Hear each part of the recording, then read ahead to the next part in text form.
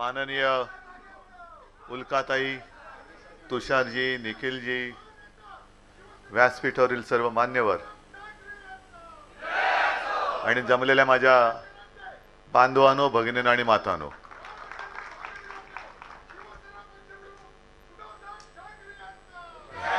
तर ठीक.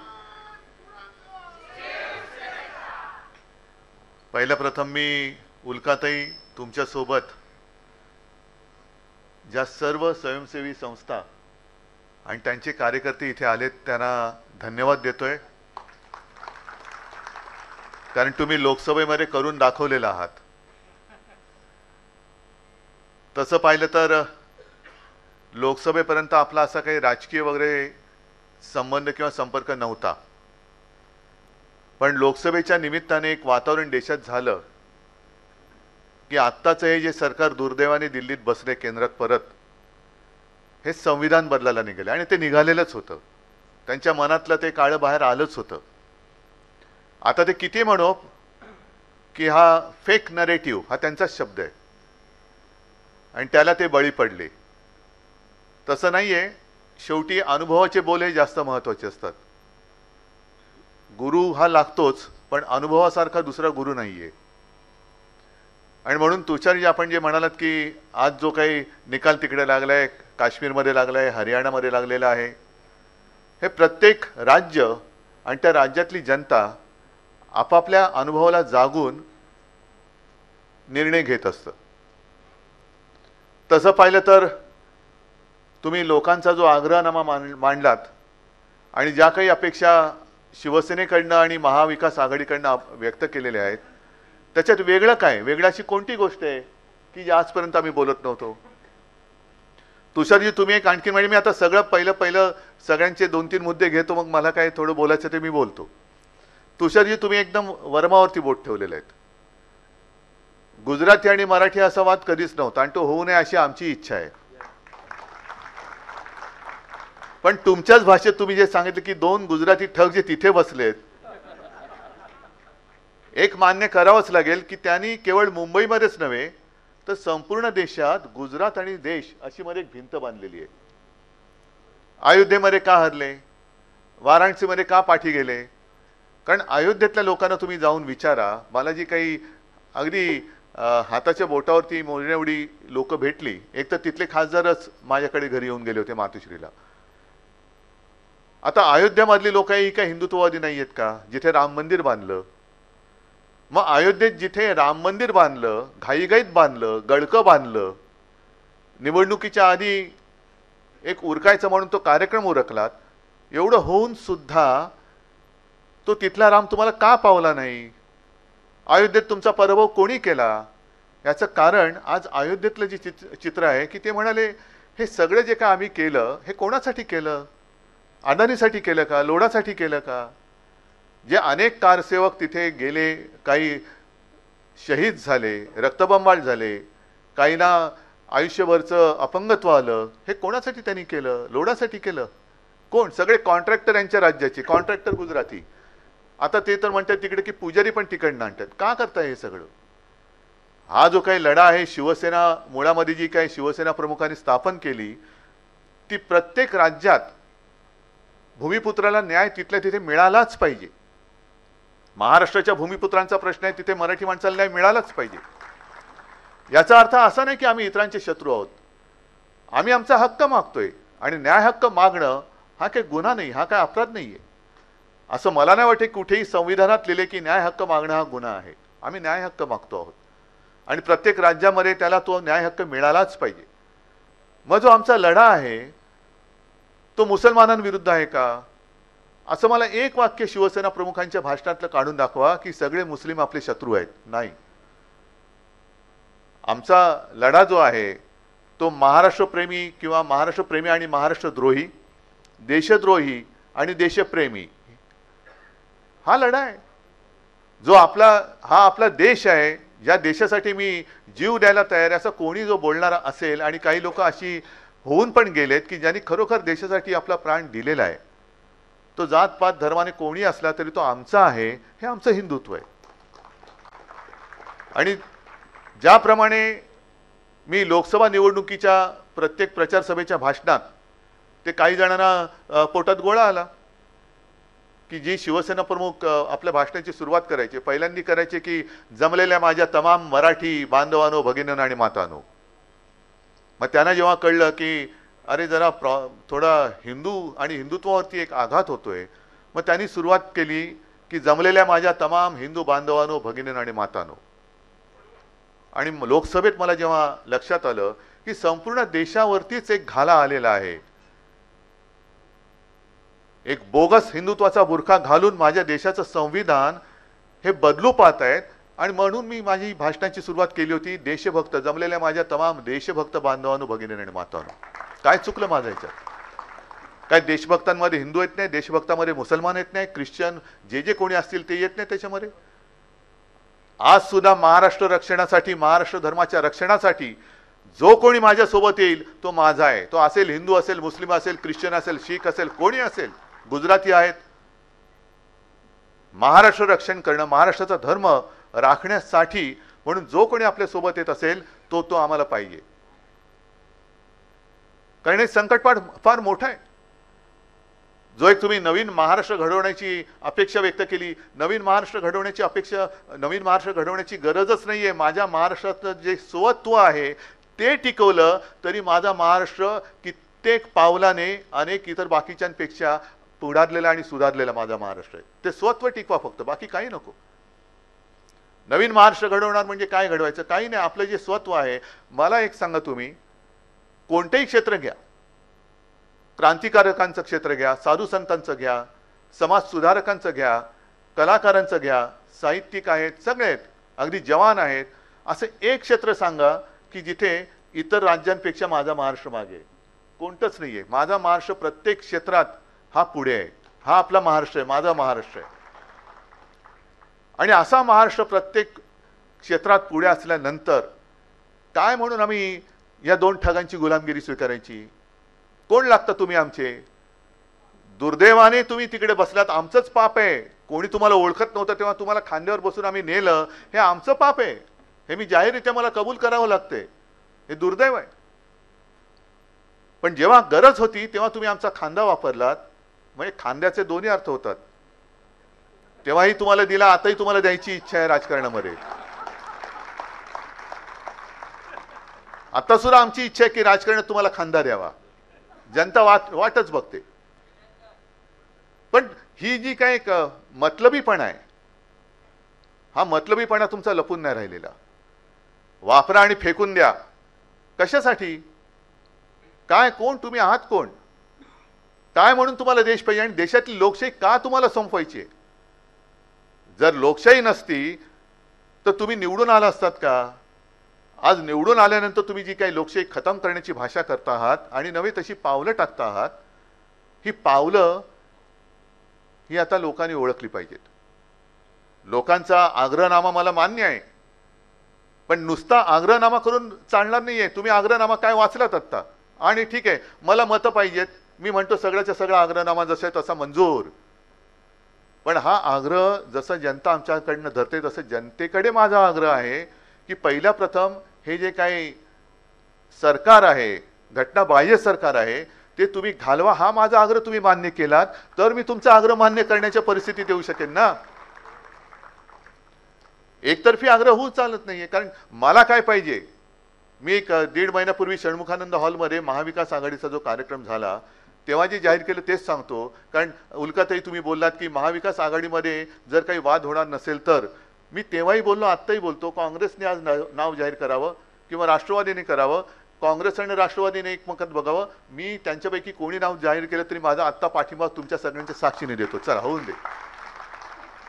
कारण मुळामध्ये मला माझा महाराष्ट्र प्यार आहे. मला महाराष्ट्राचं हित साधायचंय. माझ्या डोक्यामध्ये काहीतरी अशी वेडीवागडी स्वप्न नाही पडत आहेत की मी मुख्यमंत्री झालो, मी पुन्हा येणार आहे. तेव्हाच यायचं नव्हतं, तू पुन्हा कशाला येईल? पण महाराष्ट्र वाचवण्यासाठी जे जे करता येणं गरजेचं आहे ते मी केल्याशिवाय राहणार नाही, हा माझा निर्धार आहे. आणि त्याच्या आड जर ही लोक येणार असतील काळ्या मांजरासारखी तर त्यांच्या पेकाटात लात घालणार नाही असं कोणी समजू नये. मला घालावीच लागेल. हा जो काही एक आपण निर्धार केलेले आहेत, वज्र निर्धार, तो फार महत्वाचा आहे. आणि तुम्ही सगळेजण सगळ्या संस्था ह्या स्वयंसेवी संस्था आहेत. म्हणजे तुमचं ह्याच्यामध्ये स्वार्थ नाही. स्वार्थ काय आहे? तुमचा तरी काय आणि आमचा तरी काय? स्वार्थ आपला एकच आहे की माझा महाराष्ट्र आणि माझ्या महाराष्ट्राच्या पुढच्या पिढ्या ह्या स्वाभिमानाने जगल्या पाहिजेत. या दोन ठगांच्या गुलामगिरीमध्ये त्या जगू देणार नाही, हा वज्र निर्धार आपला असला पाहिजे. आम्ही नाही गुलामी पत्करणार. काय म्हणून पत्करायची? आणि मग त्याच्यानंतर जो काही एक मुद्दा येतो ना, की मग हिंदुत्व म्हणजे काय, मुस्लिम म्हणजे काय, ख्रिश्चन म्हणजे काय. मग काही जण मला म्हणतात की तुमचं हिंदुत्व आहे, प्रबोधनकारांचं हिंदुत्व आहे. असं नाहीये. हिंदुत्व हे हिंदुत्वच आहे, पण काळानुसार त्याच्यामध्ये काही भूमिका घ्याव्या लागतात. जे काही मी बोलतोय की मला शेंडी जानव्याचं हिंदुत्व मंजूर नाही, हे माझं वाक्य नाहीये, बाळासाहेबांचं वाक्य आहे. मला देवळात घंटा बडवणारा हिंदू नको, हे माझं वाक्य नाहीये, हे बाळासाहेबांचं, माझ्या वडिलांचं वाक्य आहे. पण काळानुसार जर का बघाल तर प्रबोधनकार म्हणजे माझे आजोबा हे ज्या काळामध्ये काम करत होते त्या काळामध्ये एकतर पारतंत्र्य होतं. हिंदू समाज हा बऱ्याचशा बुरसटलेल्या रूढी परंपरांमध्ये अडकलेला होता, बऱ्याच बुरसटलेल्या होत्या. ते हिंदुत्व मला मान्य नाहीये, अजिबात नाहीये. आणि माझ्या वडिलांनाही ते नव्हतं, बाळासाहेबांना नव्हतं. पण तेव्हा ते बुरसटलेले हिंदुत्ववादी यांच्या विरुद्ध माझे आजोबा लढले. जो लढा डॉक्टर बाबासाहेब आंबेडकरांनी दिला तसाच लढा माझ्या आजोबांनी दिला. नंतर शिवसेना प्रमुखांचा काळ आला. आम्ही भाजपच्या नादी लागलो होतो. त्यांनी एक जे वातावरण केलं ते आज सुद्धा वातावरण तेच आहे. त्या वातावरणात ते बाहेर आपल्याला आणू इच्छित नाहीयेत. नेहमी मी जे सांगतो की लोकांची घरं पेटवणारं हिंदुत्व आहे आमचं हिंदुत्व नाही, तर घरातल्या चुली पेटवणं हे आमचं हिंदुत्व आहे. आणि शिवसेना प्रमुखांच्या काळात हिंदू मुस्लिम असा वाद होताच. तो घडलेला एक फार जुन्या काळातला नाही, अलीकडचा आहे. मग तेव्हा हे समाज सुधारण्याचे मुद्दे थोडे बाजूला पडले. आता मी भाजपला सोडलं म्हणून मी काय हिंदुत्व नाही सोडलं आणि सोडणार नाही. पण त्यांचं जे काय चालले थोतांड, हे हिंदुत्व आमचं हिंदुत्व नाही, हे मला कळलं म्हणून मी त्यांच्यापासून दूर झालो.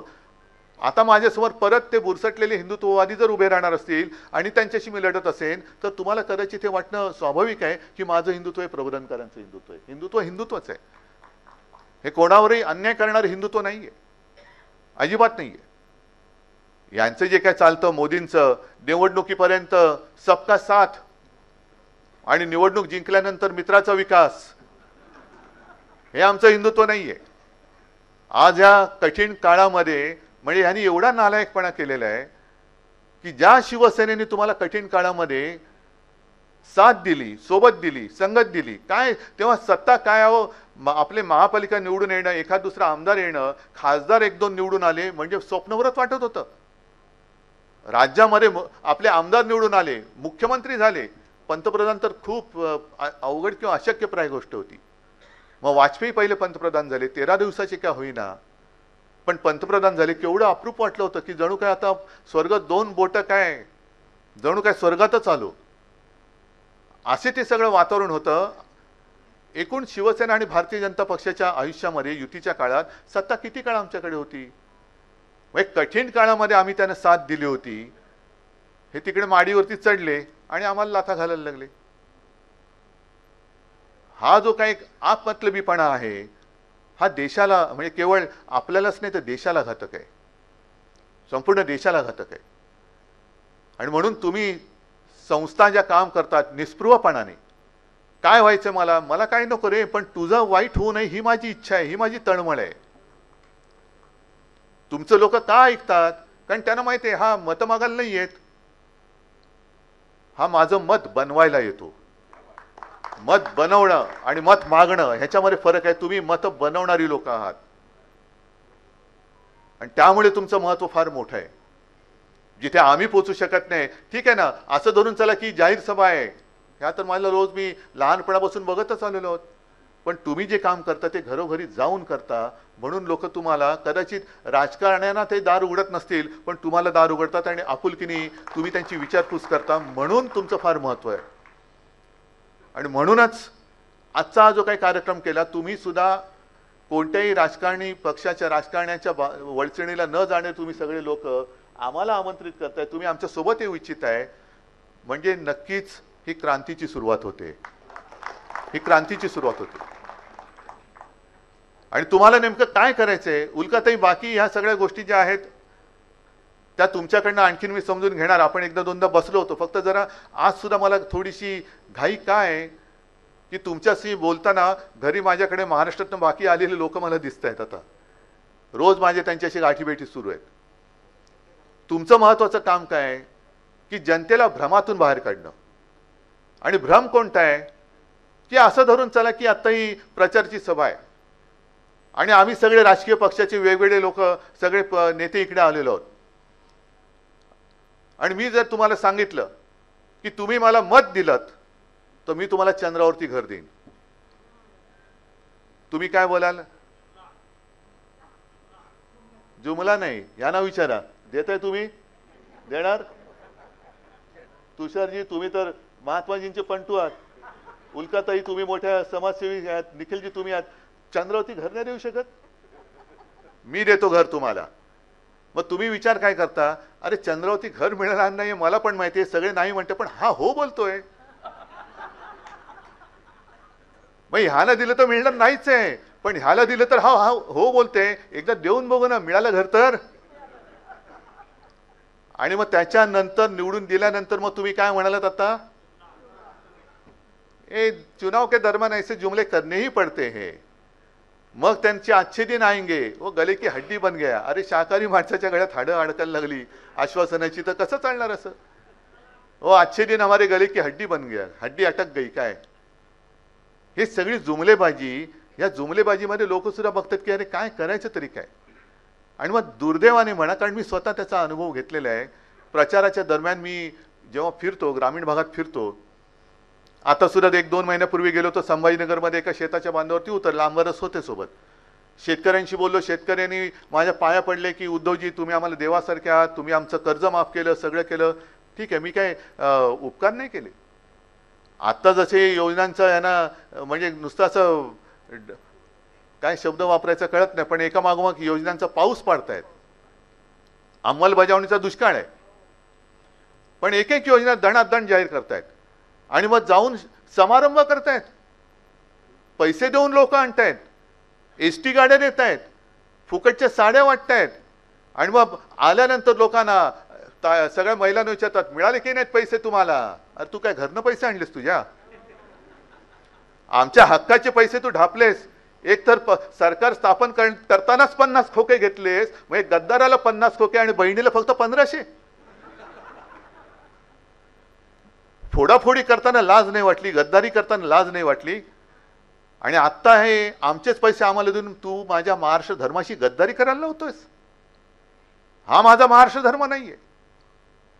पण जे काही समारंभ चाललेत, मी एक तरी कार्यक्रम असा केला की शेतकऱ्यांना जाऊन मिळतात का पैसे, किती जणांना मिळाले, याला माफ केलं. मी नाही केलं असं, कारण माझं मी कर्तव्य केलं. मी माझं कर्तव्य केलं.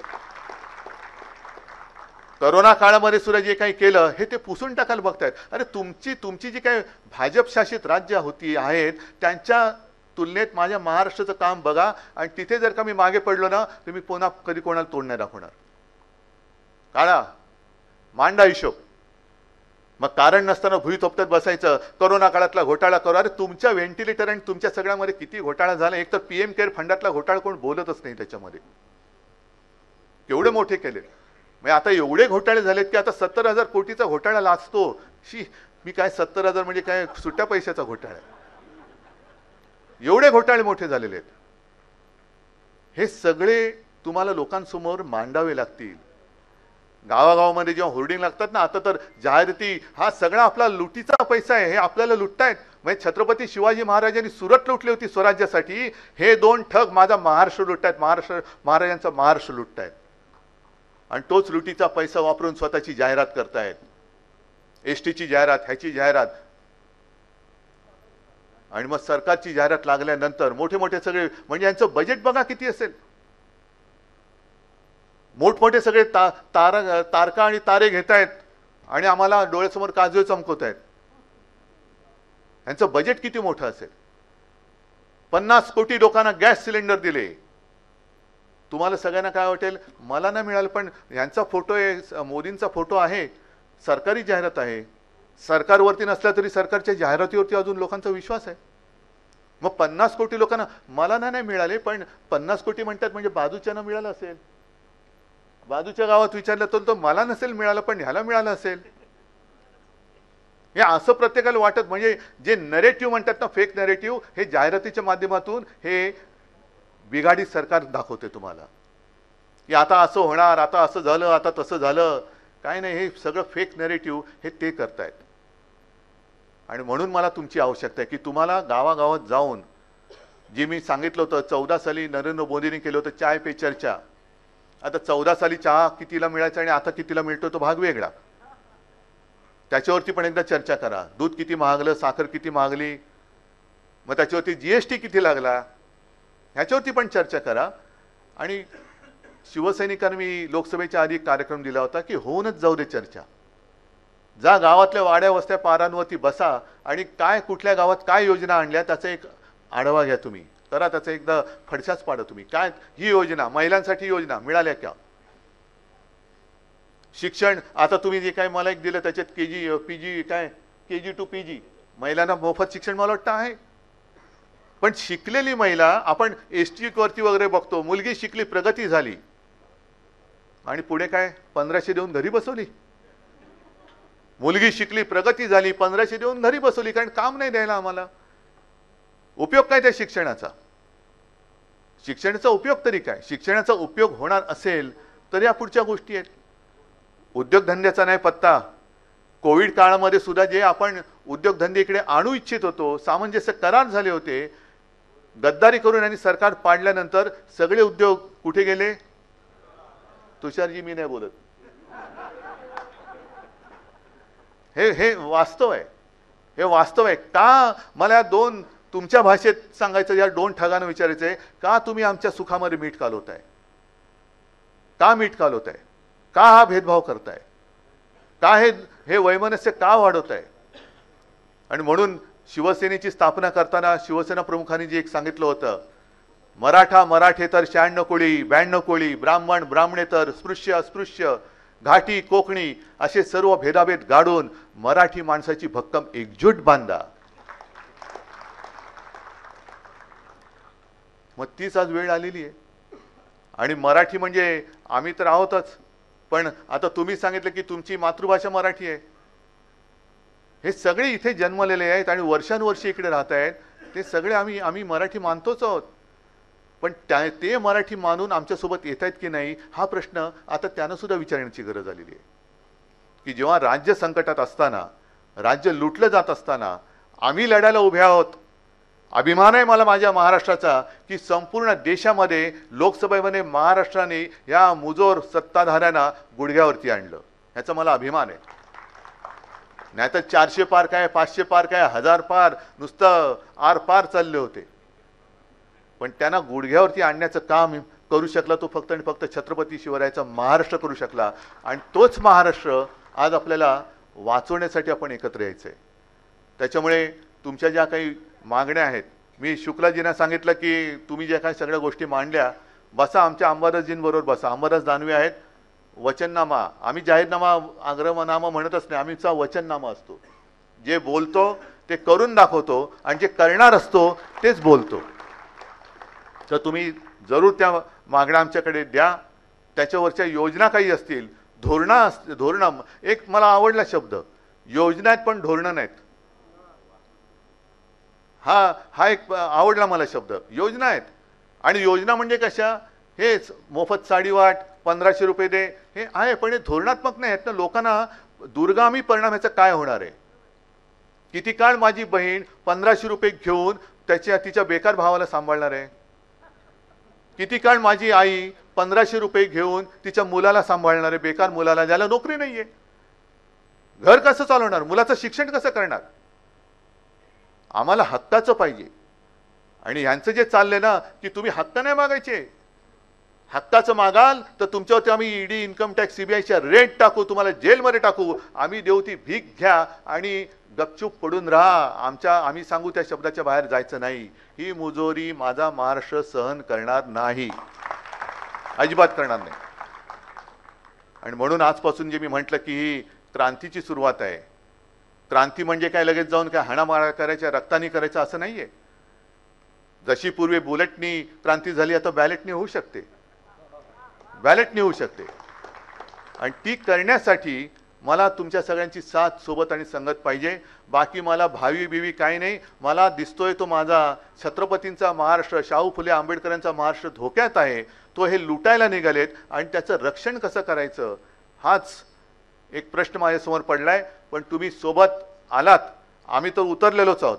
सोबत राहा एवढीच एक विनंती करतो. धन्यवाद. जय हिंद, जय महाराष्ट्र. लोकशाही मराठी ऐका, पहा, जागरूक रहा.